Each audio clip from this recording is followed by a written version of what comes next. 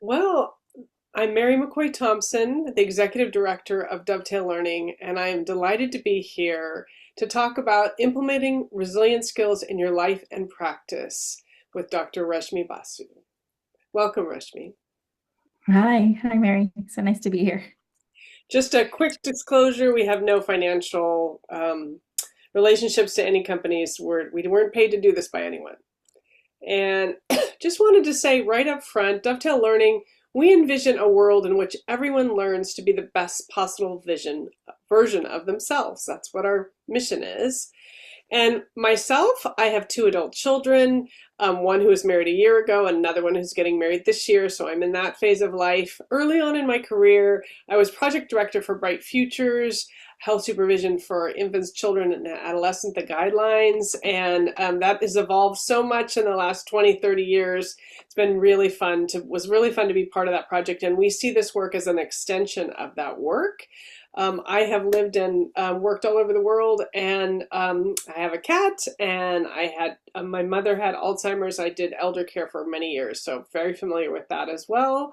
And my mission was always helping to empower others to live their best life. And with that, Reshmi? My name is Reshmi Basu. I'm a pediatrician in Southern California, practicing for about 15 years. And I chose pediatrics because of the inherent resilience of children. And I just love how We Are Resilient teaches us how to strengthen that resilience. As the president of our local American Academy of Pediatrics chapter, I've done a lot of work on adverse childhood events and trauma-informed care. And that's how I got introduced to Dovetail Learning. I did almost 4 years ago now. I think I did a resiliency circle with Meri, and it truly was life-changing for me, both in my professional and personal life. My kids have noticed. There's a picture of us down there. My daughter's almost 13. I have a 10-year-old son. So it's helped me both professionally and personally. So I'm really happy to be here and share. And every time I talk about this, it really reinforces my own practice. So glad to be here. Yeah, delighted to work with you and delighted to share the material with you. So today we're just going to talk about a couple of things. We're going to talk about the We Are Resilient approach, kind of introduce you to our version of resilience and what that means, talk about can get in our way, and then we're talking about some specific ways that we can support you and your practice in centering, connecting, and collaborating. Today is just a brief high overview of the We Are Resilient approach and how it can impact you.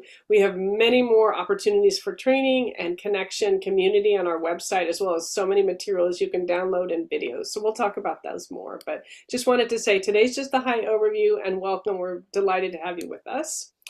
So before we go any further, just wanted to talk about resilience and what is it?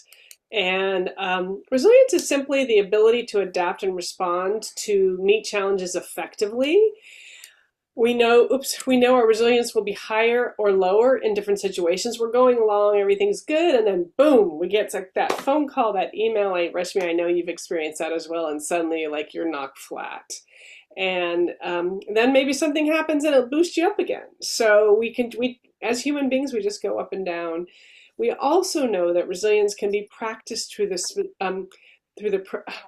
and through the practice of specific skills and mindsets. And that's why we do the work we do, because it matters over time to be intentional.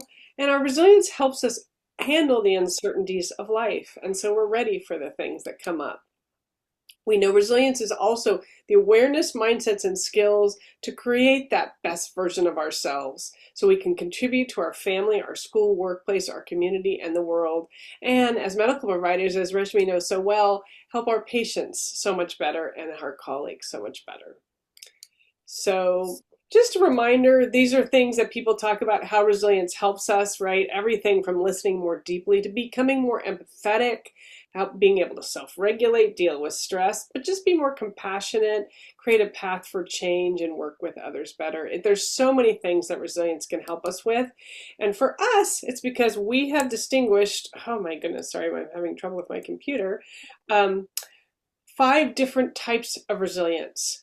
And these different types of resilience all work together. And we feel like by distinguishing the 5 different types of resilience, we really dig in and we can be more intentional about all the things we're trying to do. So our reactive resilience, those we get through our protective patterns. Reshmi is going to walk us through that. Our personal resilience we get through our centering skills. We'll do one centering skill today.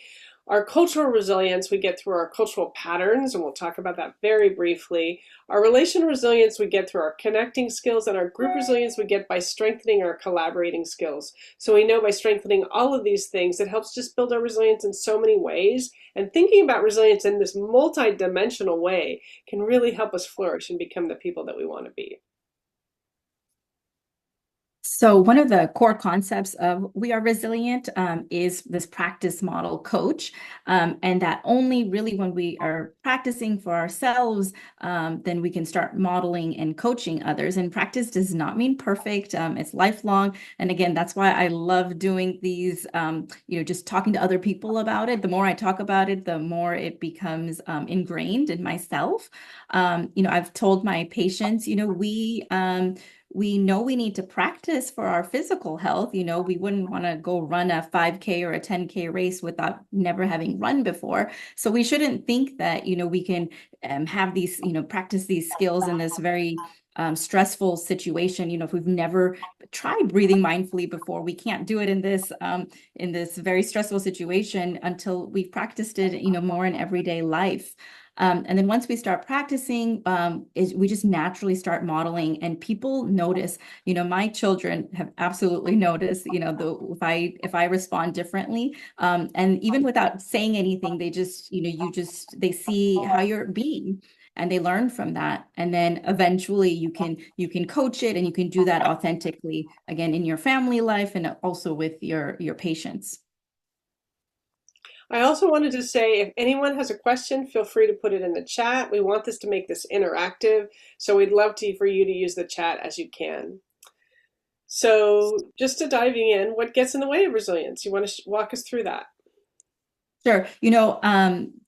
Being, in my work, doing the work with the American Academy of Pediatrics, we, of course, there's things that get in the way of your resilience, things like, childhood trauma and toxic stress, but really, life can get in the way of resilience. So everyday stress triggers, like little things, your alarm didn't go off and now you're late for work, and then that can trickle down through the rest of your day and even the rest of your week. So the more we can kind of practice these skills in our everyday lives, make it routine, the more we can avoid these stresses from building up.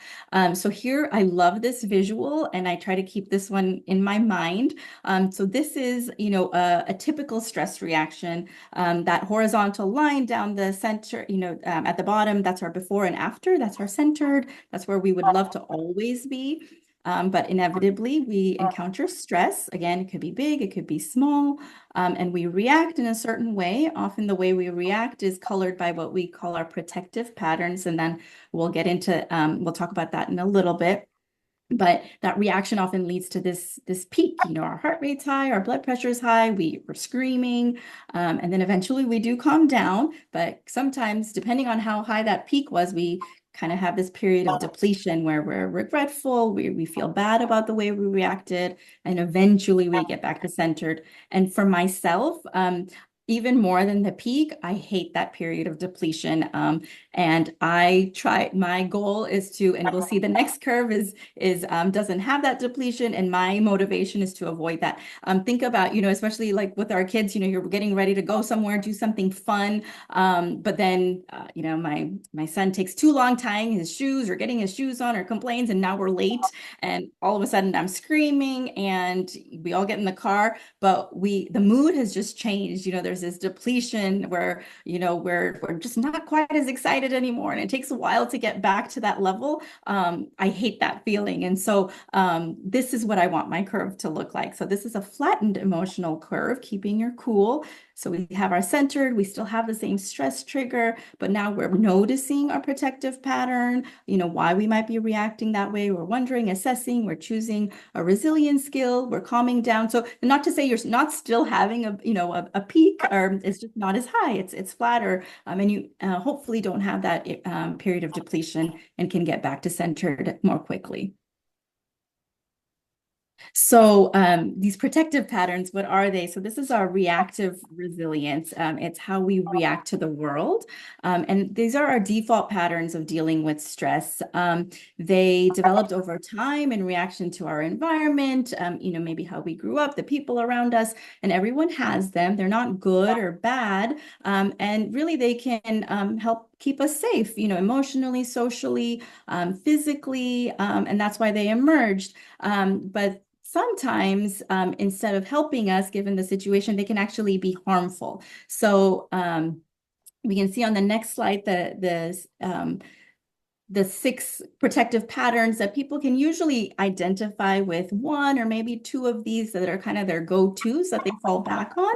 So we're going to talk briefly about what these are and how they can be helpful or harmful, and think about how which ones you identify with and maybe why you develop them in your life. So the first one is distrusting. We think often about distrusting others, but you can also have distrust of yourself. It can help you if there truly is harm. It can help you stay careful. I'll tell my daughter, make sure you check your work on your math test. That's important. So kind of having that little bit of extra carefulness, but it can be harmful if it results in inaction. If you're so distrusting of yourself, you can't actually get that math test turned in, that's a problem. And then of course, if you're distrusting with others, then it can be it can be difficult to be in a healthy relationship. And I noticed this, just noticing this morning. My husband has some government forms that he's supposed to fill out, and he's feeling vulnerable in general. And so he just is not able to fill them out. And he keeps coming back to me. And I'm like, first I was, of course, using my attack to protective patterns, which wasn't helpful. And I'm like, I took a deep breath. I'm like, okay, that's not helpful. What else can I do? And I went back, I apologized for that. And I'm like, how can I help you? And I'm like, just trying to reduce his distrust of himself around that, because that's what comes out when he feels vulnerable. And it was a good interaction, but it took me twice because the first time I got it wrong. And that one too, specifically, like I said, you often think you're not trusting somebody else, but often we're not trusting ourselves. So the next one's hypervigilance. Am I on constant high alert? Of course, that can also be helpful if there truly is a threat. During COVID, we needed to have some level of hypervigilance. On and off, it's not necessarily gone yet. But then how can it be harmful? Maybe that threat is gone, but we still have that sense of fear. Definitely, if there's in my life recently, there's been, health issues in family members. And so you have this level of hypervigilance, every little symptom, you're like, oh my gosh, what is that? Like, tell me, making multiple phone calls, to my parents, tell me exactly what's happening. But then, sometimes it's too much, so kind of realizing if it's helping or harming. And it can be harmful too if it prevents appropriate risk taking. Hyper caretaking, many can identify with this, being in the healthcare profession or really any profession where you're helping other people. We did it because we want to. We like that feeling of being needed and having that connection in our community. But of course, it can be harmful if we're not taking care of ourselves. This one, I think a lot of us know, but unless you're actually intentionally thinking about it and making sure you're taking care of yourself, it's not done. Also in this one too, sometimes we're not honoring the self-reliance of others. Again, being in the medical field, being one of the only ones in the medical field in my family, feeling like I have to take care of anything medical related with anybody that's there, all the doctor's appointments, making sure the medication is taken correctly, and realizing that okay, the other adults in my family are also have the capacity and the ability, and they want to help, if I let them, if I don't feel like all the responsibility is on myself. Yeah, it's super interesting how when we try to think of like what can people do and maybe passing off some of those tasks. I know I have that as well. Mhm. Oops. Oh, well, there we go again. So I have new computer. Okay. Avoiding, do I withdraw or retreat? So it can help if you need some space, need some time to kind of just calm down. But it can be harmful if you're doing it to the point where you're not finding that long-lasting relationship. I think now I was just hearing something about, like a lot of people do the silent treatment. It's easier now, you just don't respond to your texts or you don't. And so, because we have less face-to-face time, but, kind of going back to those texts that maybe you ignored or because in the long run, you may actually, reduce your connection, lead to more loneliness. So you think about if it's helping you or harming you. Yeah, and I think for me, it's shutting down my access to my emotions and my needs. That's what happens when I avoid. Like, it's because I'm doing that. Yeah. Hard. And then defending, do I act like others are judging and criticizing me? Again, might be needed. If your child is being bullied at school, you need to stand up for them. But it can often, if you're so intent on being right, then interrupting others or just not listening to their point of view. I fall back on this one a lot. I think it happened because I have one sister. We're close in age and always had this need to defend myself and it's continued. So I do it with my husband and maybe my kids, just always wanting to be right. So I've really tried to recognize this pattern when I fall back on it. Yeah, that's the trick of all of these. It's just recognizing. We all do it, recognize when we're doing it, and back out when it's not helpful. And then the opposite of that is attacking. So quick to be on the offensive, again, can be helpful. There might be true aggression, creates a feeling of power, but it can invite that counterattack and hurt the relationship. Yeah, and for me, it usually just comes out as snapping. I just like, Yes. like, okay, there we go. Not super Yes. helpful. So we all have them, like we said, again, not good or bad, it's just a matter of recognizing it, understanding in that situation if it's helping you or hurting you. And so, if you want to, if you get a chance, put it in your chat. What's your top protective pattern? It could be one or two. Um, Yeah, put it in the chat if you've had any ideas about what your protective patterns might be.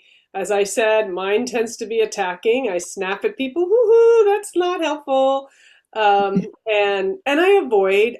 When my mother had Alzheimer's, particularly, all the family chat texts would come in, and I'd be like, "Oh, I'm just not going to pay attention. I can't do it." mhm. So learning like, okay, when is that helpful? When it's just not. So yeah, if you recognize yourself in any of these, it's helpful for other people to say, oh, okay, somebody else is brave enough to say their protective patterns. So put it in the chat if you can do that. Yeah. And in your top protective patterns, Reshmi, what are yours? So defending, which I really only realized after going through this, I never would have but then categorized it like that necessarily. But then I've seen, I mean, so many times in my life, I'm like, oh, that's what I was doing. And then I've said it to family members, my sister, and she's like, yes, you do always want to be right. Uh, So yeah, I never would have, I I never would have understood that necessarily without doing this. Great. Katrina says she is avoiding and defending. Yeah, so she relates to that. Gina is avoiding and hyper caretaking. Yeah, there's often two, and often we also might do them in with different situations, different people. We might Mhm. use all of them. I mean, I can name myself doing all of them in different places, but some are more come up more common. Maybe it's because I'm in relationship with my husband, and so I see them a lot, see him a lot. Mhm. That one comes up. The thing defending, which comes up with my mother-in-law, I see her less, so it doesn't come up as much. Yeah. Yes. Yeah, yeah, nice. Thank you, Mary, for yeah, true. Now, and Mary says she's a true hyper caretaker. Not sure if that's good or bad.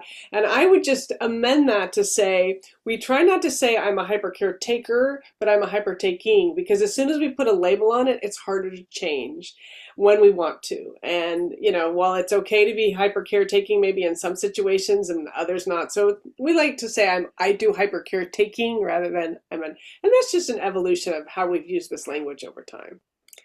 And then I think too with that, it's not a personality trait. It's not like this Mm, is how I am all the time. It's exactly. more of a pattern I'm using, and it can change depending on the situation. I think that was important for me too. It's like it doesn't define me, it's situational. Exactly. So, just a reminder, every human being has impeccable reasons for behaving exactly as they do. We've all been trained in how to do these protective patterns. And so sometimes when they come out, it's like, okay, they're just doing a pattern that they learned. And maybe over time they'll be able to learn something different.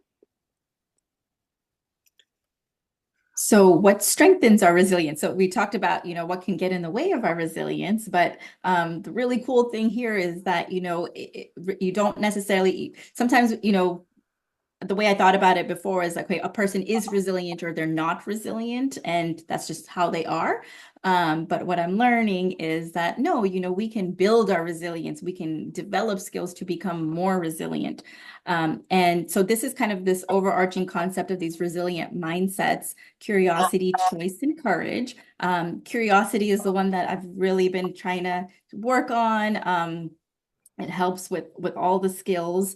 And to me, it's really just this kind of having this focused awareness, really being in the present, not having judgments or expectations, in the conversations I'm having or the situation I'm in. A lot of times in being in my clinic, in my office, taking care of patients, especially when you've been in practice for a while, you lose that curiosity, and you go into an encounter kind of already having a diagnosis in mind, or kind of already anticipating how that interaction is going to go. And so, you lose that, uh, you you lose you lose being present, so you're not hearing necessarily the whole story, because you've already got the story in your mind. And people would actually do notice, this happens with my kids too, where they're telling me a story, and I'm distracted, I'm cooking dinner, and they can tell, but they'll actually call me out on it. They'll say, you're not listening. And a lot of times in adult conversations, you won't get called out on it, but people notice. So, really having that curiosity, and it can strengthen our personal resilience. And like we'll talk about, our connecting and our collaborating skills as well. The second mindset is choice. What empowering choice can I make? There's a lot of things in life we can't choose. Um, Things that happen to us, certainly health related, but we can choose how we respond, or how we decide to deal with the situation. So it's a lot about deciding what's in our control and what's not. And then courage, of course, to make any sort of change, we need courage to face our challenges, accepting the things that we can't control. So just going through the skills, this is kind of the overview of the mindsets to have.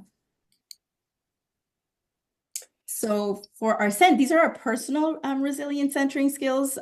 So for our personal resilience, there's 6 of these, and these are all like science-based and have evidence behind them. We're going to focus on the first one, noticing myself, briefly, but just to mention each of them, they all have a tagline associated with them to kind of just jog your memory about it. So noticing myself is pause, what's the cause? And we'll talk about that. Breathing mindfully, breathe deeply, feel it completely. This can be a meditation practice, a formal one, or really just finding a moment to breathe mindfully. I just have to share, I do this when my computer's booting up in the morning, and instead of being impatient, like, oh my gosh, why is it taking 30 seconds? If you just take a moment, you'll actually, I find that I'll start my day a little more peacefully than frustrated. Letting go, set free what burdens me. Again, this is one's about the choice. Sometimes this one takes a lot of practice. Finding gratitude, growing gratitude improves my attitude. Again, this can be a formal, a journal. Also, just having conversations with your children at the end of the day. What were you grateful for today? Positive reframing, change the view for a new you. This one actually just came up this week for me. I just have to share. My husband didn't get a position at work that he was really hopeful for and thought he was, he was really disappointed. And we actually very intentionally sat there and reframed. One of the things this new position would have entailed more of a commute, kind of not a nice commute. And so, we talked about that. I'm like, okay, well, maybe that's better. It's better for our lives right now. So it was intentional. Of course, the disappointment was still there, but it definitely changed the intensity of it. So, and then nurturing myself for better health. I nurture myself. We all know we need to take care of ourselves, but again, being more intentional about it. Yeah, beautiful. So just to kind of delve a little bit deeper into one of these, the first one, noticing myself, pause, what's the cause? And this one involves that curiosity. So really asking yourself, what am I noticing, sensing, feeling, in terms of thoughts, emotions, reactions? And really, like, what is your body telling you? A lot of times you'll have a physical sensation associated with an emotion. Your body tightening, maybe a little shortness of breath. And it could be with negative emotions, but it can also be with happy emotions. How do I feel when I'm feeling some happiness or calmness? And if we start noticing those, and how can I either, what can I do in the future if I am feeling that? Or maybe how can I repeat that so I feel that same happy emotion. With an important part about noticing the emotions is actually being able to name them.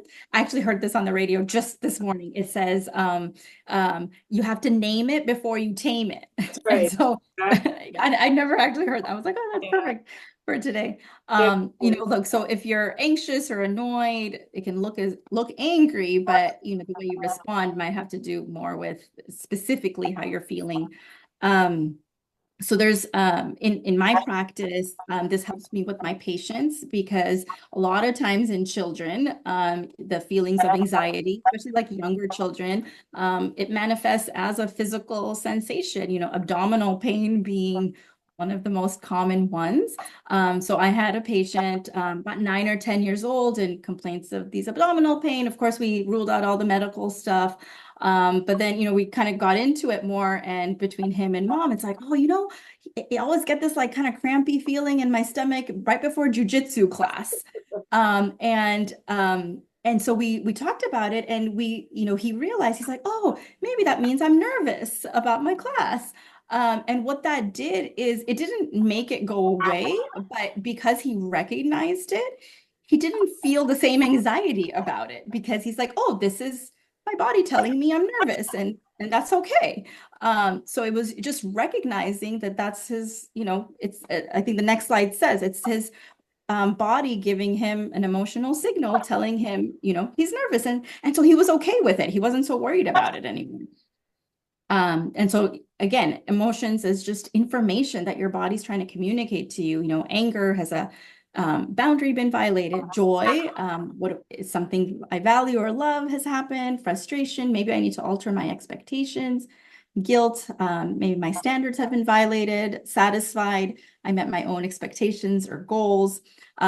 And this has also been useful for me in my own practice personally, because I hate having, maybe people can relate, you don't like waiting for the doctor, but I hate as a doctor when my patients have to wait too long for me, and it would give me this sense of anxiety.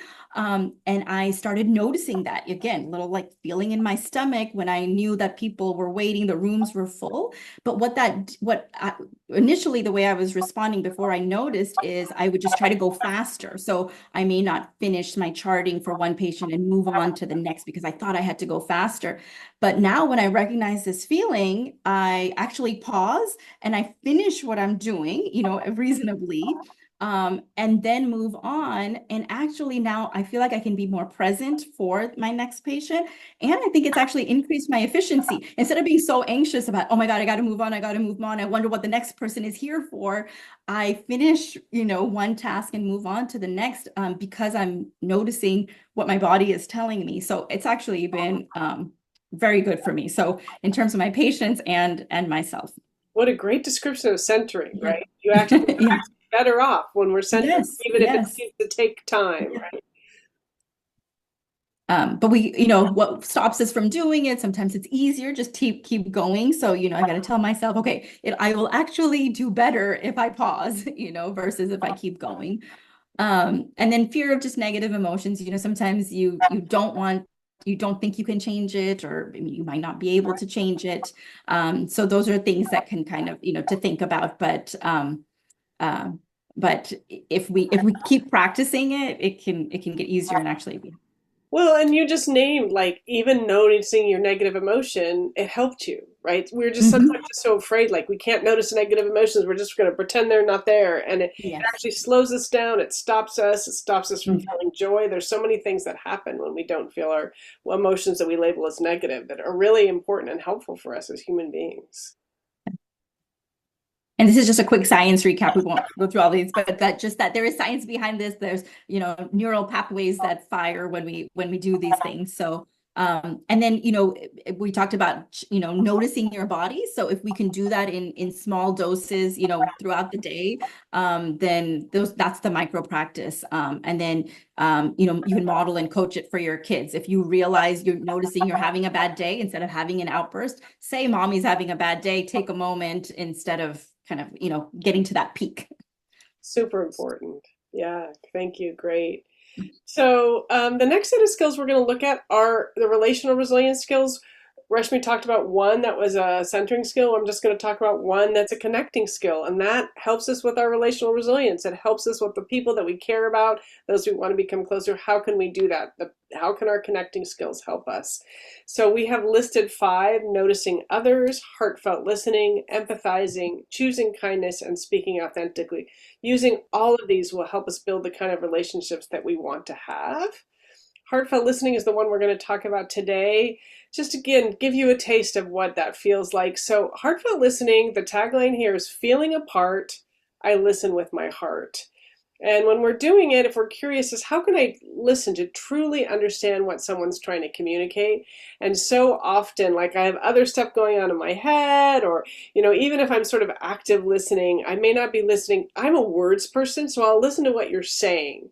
Like my husband talking about the government form, he's talking about, like, oh, I got to get this in. What's the answer for that? And I had to pause. And my real heartfelt listening is, oh, he's anxious. How can I help him?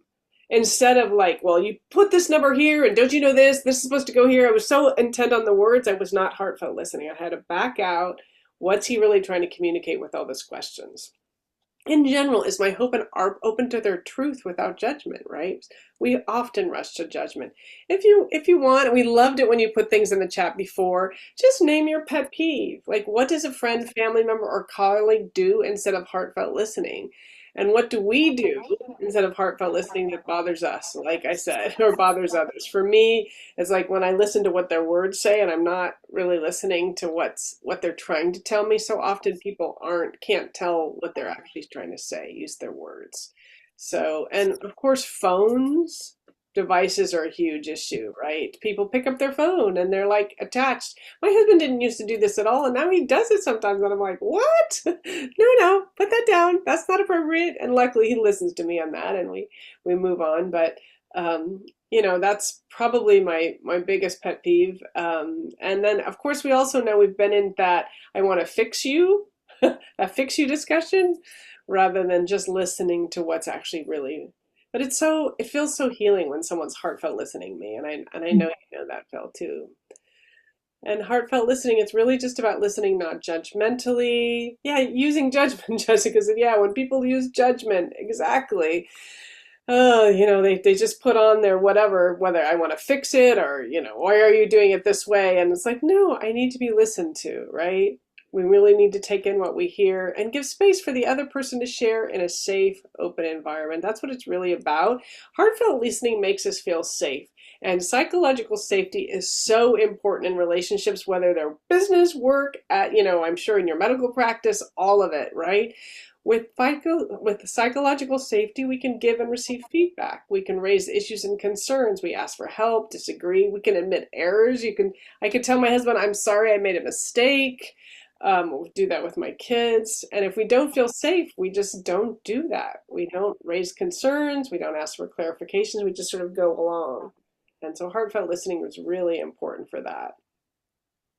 And the science behind it, it as I said, helps the speaker feel safe, reduces their social anxiety, and increases their personal growth. I'm sure you did that with the child who's facing the anxiety in your practice, and that's why he was able to identify, because it's like, oh, I'm safe. I can go in and really think about what's happening because I don't feel threatened anymore.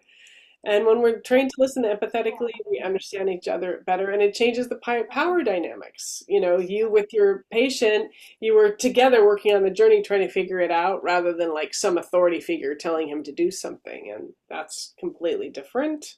Um, the micro practice is the number one, of course, is just to put the device down when someone's listening to you. Or for me, the hard part is I'll working on my computer. I'm trying to get work done, and my husband comes in, and sometimes I have to say, okay, this is a working zone. It's not a talking zone. And then other times it's like, oh, let me put down my computer and give you heartfelt listening, and just listening to open what they're saying without thinking about my own response and how am I feeling inside. That's the main thing for heartfelt listening. If I'm really heartfelt listening and someone's sharing with me, I can feel it. You have this resonance. It's amazing. Human beings have this wonderful resonance back and forth with each other, which is really cool.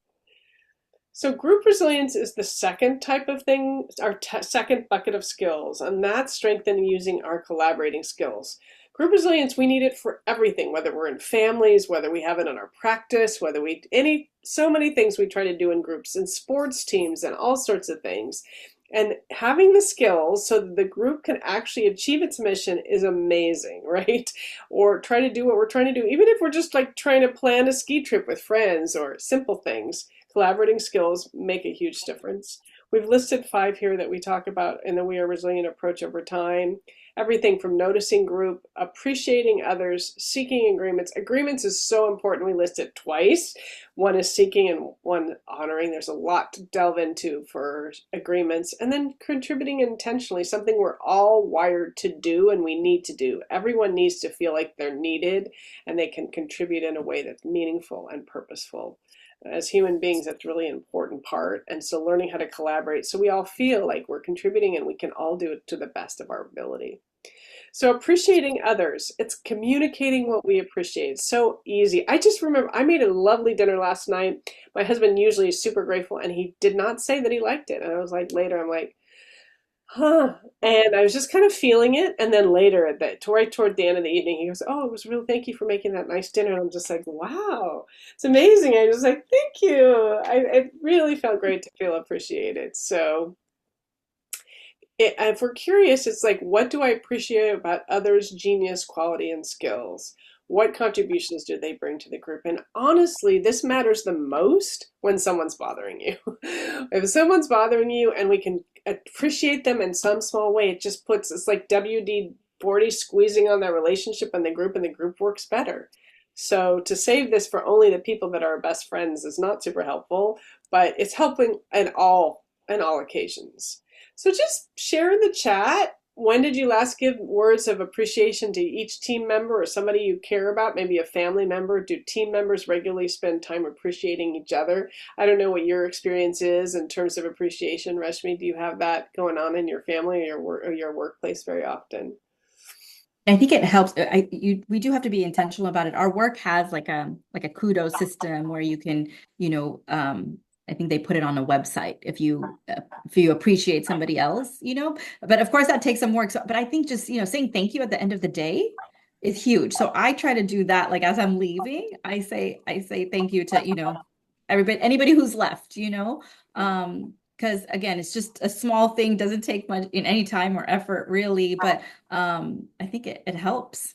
Yeah, it really does. And I know my family has a lot of elder care to deal with, and the only way we got through it is in our chats, we would say thank you when someone did Hmm. something.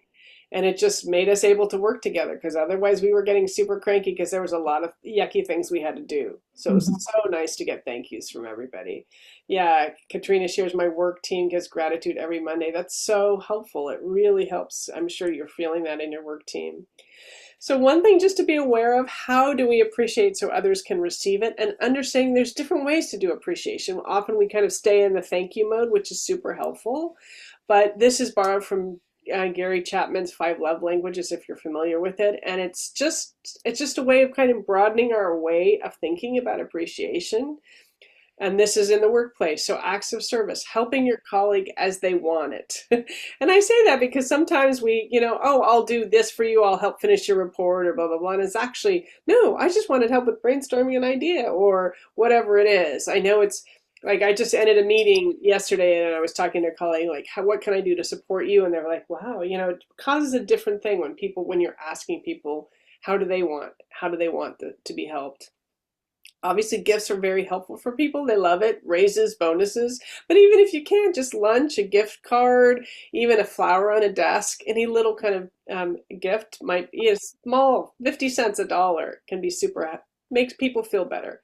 Sometimes people want quality time when you're just going to spend time listening to them and listening to what their situation is. Focus attention. Maybe they need a one-on-one meeting. Words of affirmation, we just talked about those shout outs, those thank you. Yeah, I love Katrina's comment. We intentionally look for things that our team has done. It helps when we don't feel we have done, sometimes we don't feel we have done so much, but someone recognizes us anyway. Absolutely. It's that little boost, that little endorphin boost. So the only other thing is physical touch, just a reminder, not at work, not without permission, but hopefully our family members and those we're close to, we're able to do some hugs or other things that it makes us feel appreciated. And just think of someone who annoys you. What about them could you appreciate? Or what other ways could you increase your appreciations, work, family, or other groups? I know for myself, anytime I send a thank you or do a thank you, it helps me. That's the joy Yeah. of it. It's the virtuous cycle that keeps on giving. Research shows groups who share more positive emotions are more cooperative, they have less conflict. If a workplace creates a culture where individuals feel appreciated and valued, employee engagement and customer satisfaction is increased. Turnover is less. I know Katrina was talking about doing it in her work situation is probably much better because of it. And so just the micro practices, just think of one thing to appreciate about that person you find challenging. Try doing that regularly. I know I've done this a few times in my life and it has changed our relationship and it's really important. And so we're just going to invite you, take 1 minute to send a text to someone you appreciate right now. Give yourself a boost, give them a boost, and think about how that feels. So just an invitation to do that text. Well, Reshmi's going to share. Yeah, exactly. I love Jessica's comment. When you appreciate others, it also is a way to create safety. Exactly, because people can feel that for sure. Jessica, you want to share how you share We Are Resilient at work? I love this board. So as healthcare providers, sometimes,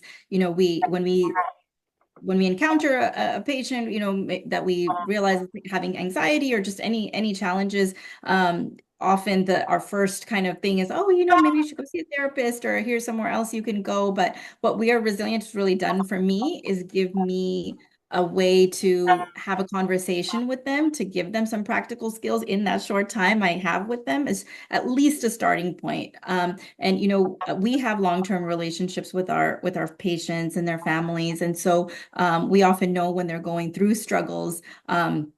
Even if they don't, we do like formal screenings for trauma, but we often don't need that. We know what's happening in their lives. And so we can start a conversation. I had a mom who, I've known this family for a long time, and she was having just a lot of struggle with taking care of her aging parent. And so we talked about hyper caretaking. I talked to her about, how I'm working on nurturing myself. And so it just left her feeling more heard.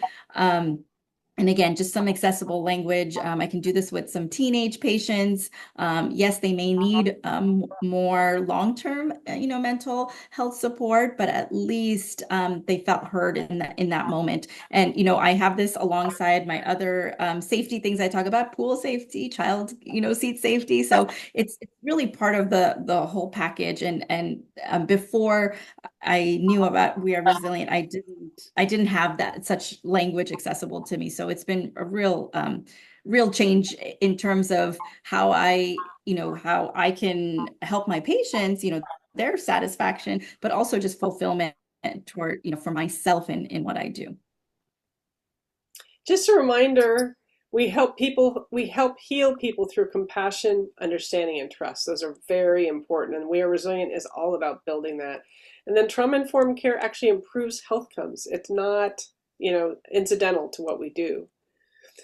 Just an overview of the We Are Resilient approach. We talked about the 3 mindsets today. We talked about the protective patterns, and we also have the cultural patterns. And then we talked very briefly about centering, connecting, and collaborating. All of this is available on our website. You can get more resources.